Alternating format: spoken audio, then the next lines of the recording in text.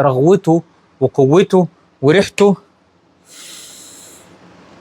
تجنن. كل فترة بتكوني محتاجة تغيري روتين الشامبو للعناية أو روتين البلسم أو روتين الحمام الكريم. كل فترة بتجربي نوع لحد لما تبقي حاسة أو عارفة إنك مرتاحة أكتر على أنهي نوع. وشاور دوف من أقوى أنواع الشاورات اللي بنصحك تجربيها دلوقتي وتستمتعي برغوة وانتعاش متعة للاستحمام. ولو انت لسه ما جربتيش غسول دوف في روتين العناية بالجسم لازم تجربيه. بسحر زيت الافوكادو بيدي انتعاش، بيدي نعومة، بيدي متعة للاستحمام، هيجدد طاقة الجسم، هيجدد طاقة بشرتك بزيت الافوكادو. وكمان شاور دوف الترطيب العميق تحفة في ترطيب الجسم، يدي كمان نعومة لخلايا البشرة، يخلي اليوم كله بيضحك حواليك. في فرق بين الاثنين دول. تركيبة ترطيب بتدي البشرة نعومة وعناية بتطول معاكي، وكمان تركيبة سائل روتين انتعاش بيخلي بشرتك فيها حيوية وانتعاش.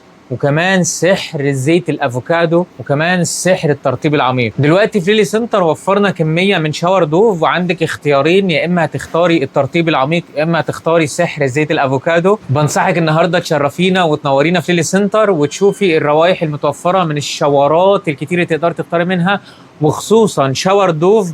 وكمان كل طلبات العنايه الشخصيه وطلبات البيت هتلاقيها موجوده في المكان.